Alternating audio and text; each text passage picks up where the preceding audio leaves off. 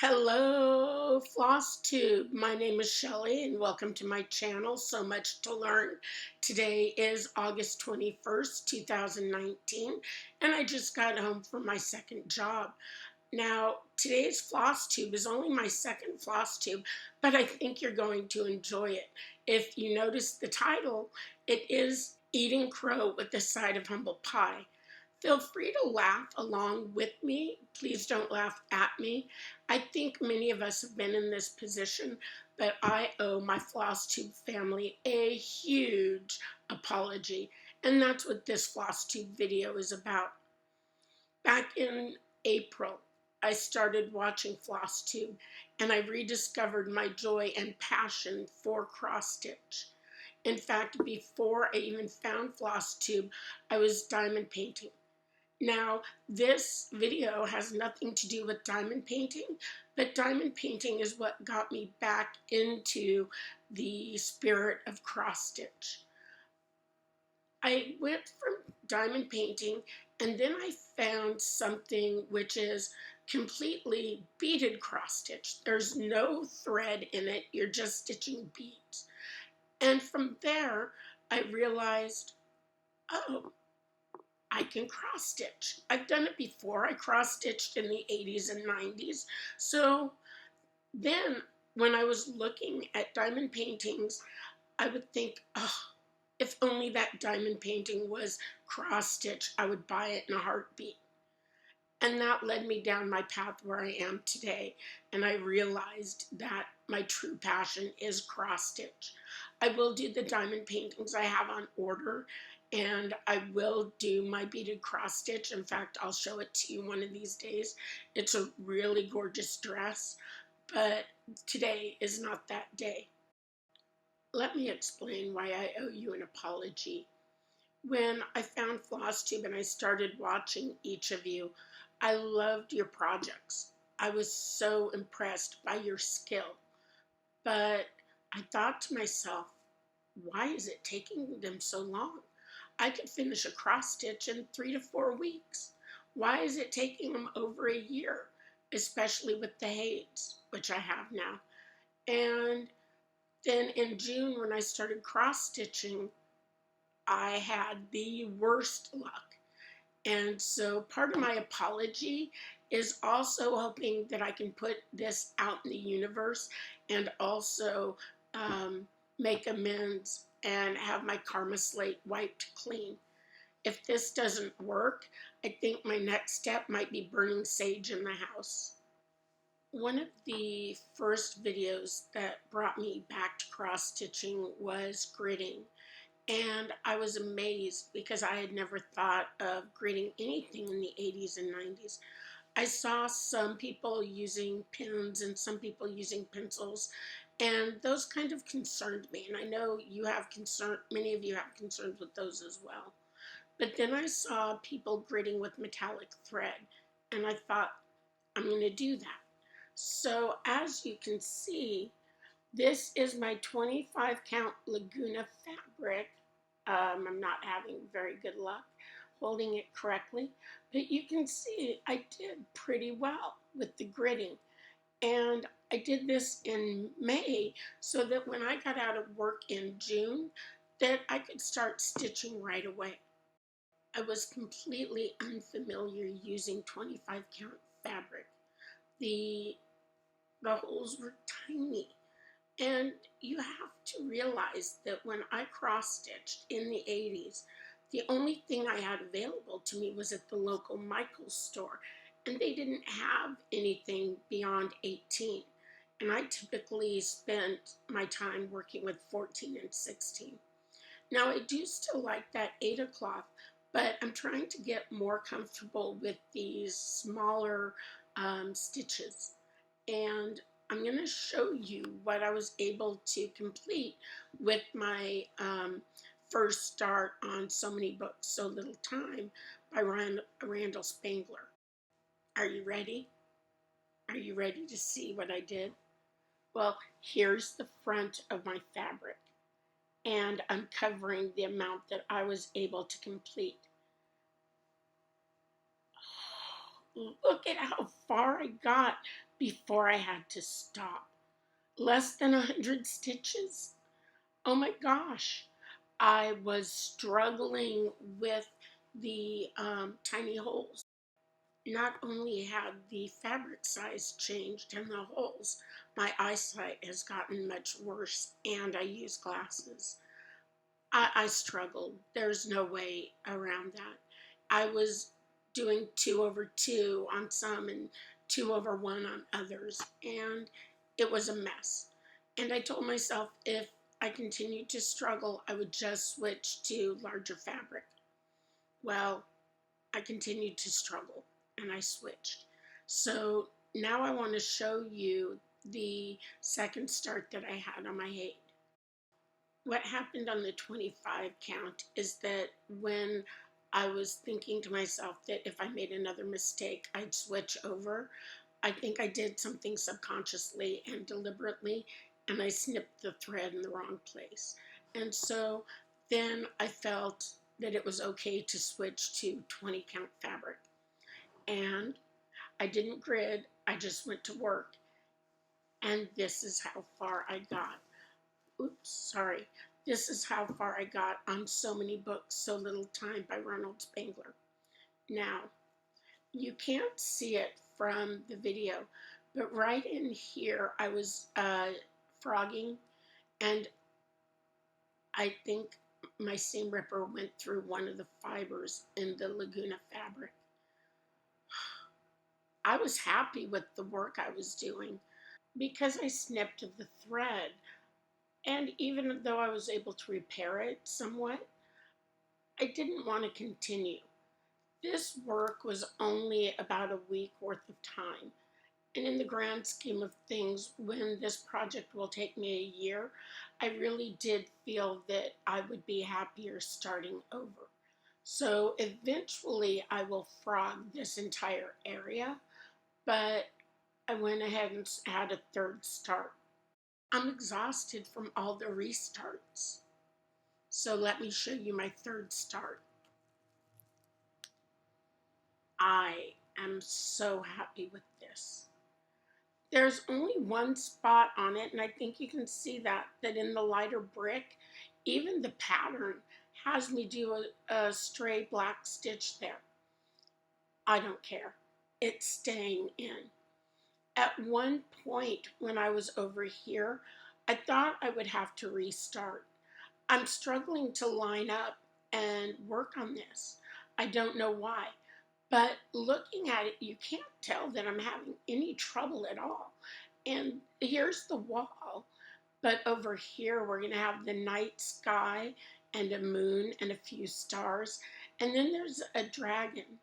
And he's sitting on top of a pile of books reading. So I really am getting ready to enter a really exciting part of the pattern. I'm happy with it. In July, I go to a conference every year. It's the same week. It's the NEA conference, which is the National Educators Association. This year we were in Houston, Texas. Next year we'll be in Atlanta, Georgia. And I knew that I would struggle having all those different fibers for my Aida. And I wondered, what could I do? And what I decided on was that I would work on a long dog sampler, and I bought Rose Marquis. And this is on 18 count. Picture this plus shell fabric in 18 count. You can see during the conference, I got 2 boxes done. And the reason I only have 2 boxes here is because my thread was shredding and it kept fraying, and I don't know what caused it. At the end of my third day, I went back to the hotel room and I asked people on Facebook what could be causing the shredding of the fiber. I wasn't sure what it was because I was using this Threadworks, and I've never used Threadworks before.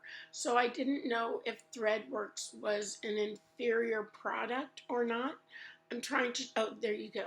The number is 10421, And it's a gorgeous variegated floss, but because I had never used it before, I didn't know if it was something I was doing or if it was the floss. So what people told me was, because it's an 18 count fabric, make sure I'm only using 2 strands of floss. I was using 3. And so I had to do a restart. Do you understand the theme that's going on with all my starts this summer and restarts? I have a feeling many of these restarts have to do with me putting myself on a pedestal, thinking that I could finish projects much quicker than each and every one of you.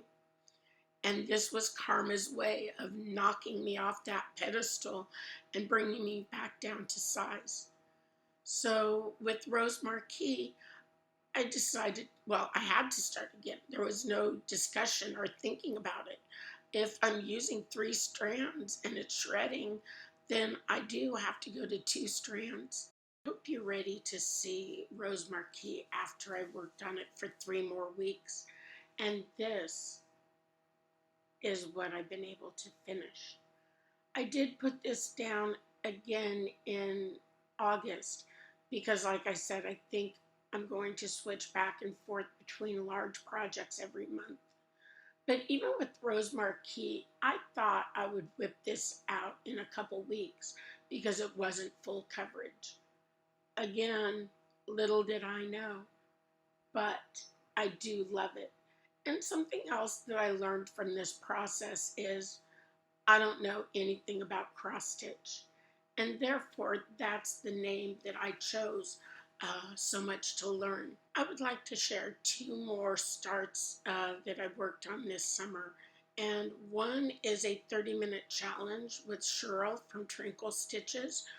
Her friend made her a chart, the No Drama Club. And I love the way it's turning out. You might be able to notice over here that my second A is askew, and I don't like the way it's looking. I did put this aside to go back to it, and it has another rose on the other side and then little rosettes on the bottom. I love this pattern, and I do believe that FlossTube should be a no drama zone. And this really spoke to me quite a bit. So Cheryl, I make this promise to you. This will not be a UFO, and I will finish it. So thank you for allowing me to join your No Drama Club, Sal. I have one more project that I worked on that I would like to share with you. And it's a small pattern. It's a Mill Hill kit, and this is Christmas bells. I've finished the stitching. Now all I need to do is add the beads, and I love me some beads. I don't know how I'm going to finish it, so if you have any suggestions on how to finish it, I would love to hear them. I plan on making one for each of my family members so they can hang them on the tree, and I think that's going to be my tradition each consecutive year. I love this pattern, and I started it first. But what I've found is when I look at my wish lists across multiple sites, they're all Christmas heavy. I've also bought quite a few of these Mill Hill ornaments. There's something that speaks to me about Christmas and snow. I think I've romanticized it in my mind because I live in California, and in the Bay Area, we don't get any snow. So I know that I would hate shoveling snow. I already know that I hate driving in it. But of course, for me, there's something magical about Christmas and the joy that it brings to children. I also think that adults are in a better mood and they're happier. People are more willing to help each other. As I come to a close on my FlossTube video, I hope you realize that I have been humbled by this experience. The karma train not only ran me over, but it backed up to make sure that I was knocked off kilter. It has not cut me down. I'm going to continue to stitch. But I have one more story to tell you about restarts. This is not the first FlossTube video that I recorded. I started with this to make this FlossTube #1. Unfortunately, when I recorded, nothing happened. But because nothing happened, I had an epiphany. And in that epiphany, I realized I was saying, well, back in the 80s when I cross-stitched way too often, that's why my first FlossTube video became my top 10 list of ways cross-stitch has changed since the 1980s and the exciting and new world that has been opened up to me through FlossTube. In my first FlossTube video, I mentioned that I would like to highlight a shero of the week. Well, this week, my shero is Caroline from Off the Grid Needle Art. I find her fantastic, knowledgeable, and a Jane of all trades. She does quite a bit, including she has an Etsy store, Evertotes. I am looking forward to purchasing one of her bags, but I'm waiting until her Christmas designs come out because Christmas. Her dog is sick and unfortunately passed away, and the passing of any pet is heartbreaking. But I went through this in April, and the hardest thing I ever had to do was sit with my dog as her heart stopped beating.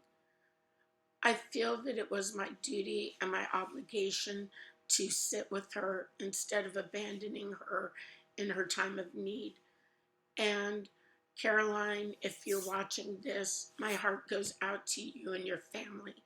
It's never easy to let a pet go and know when it's time.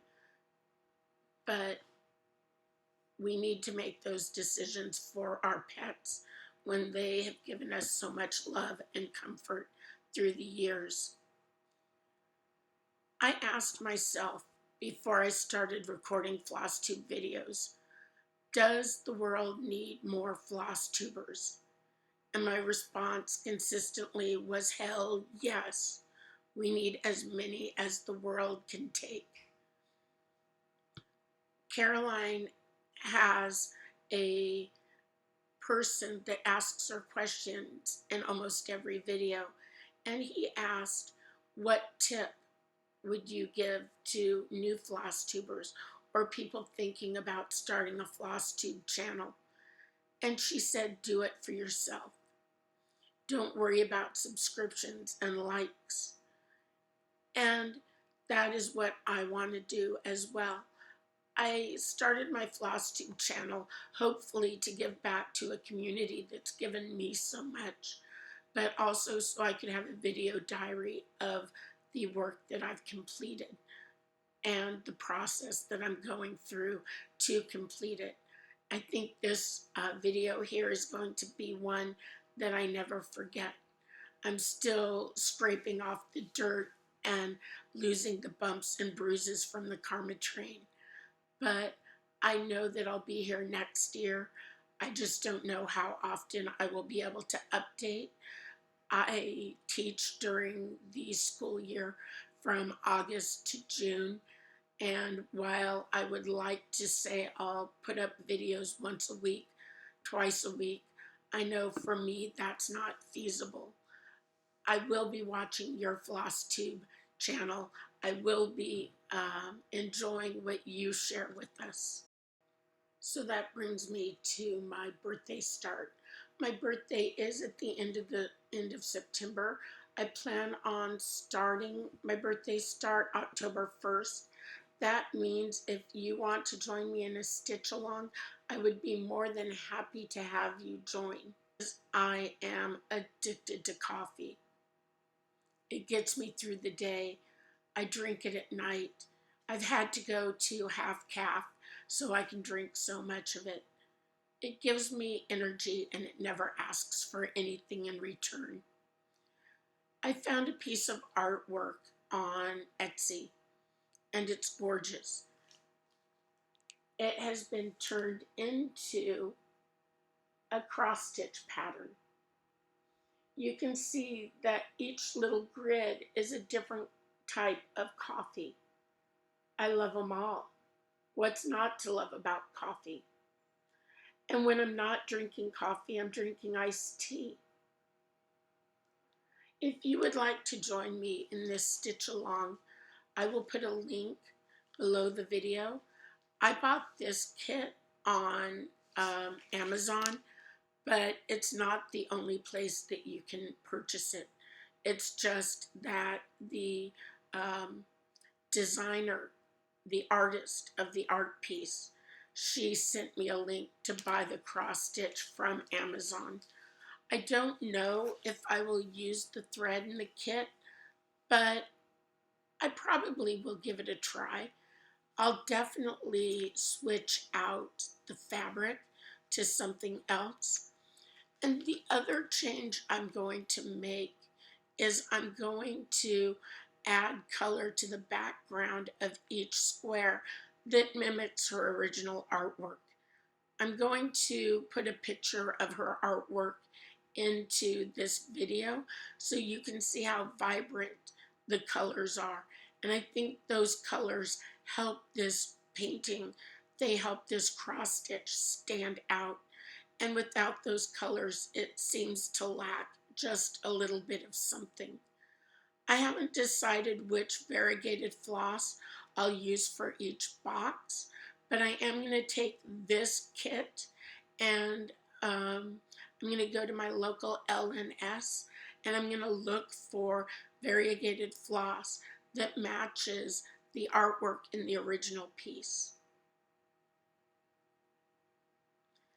That is it for my recording. So I'm going to sign off.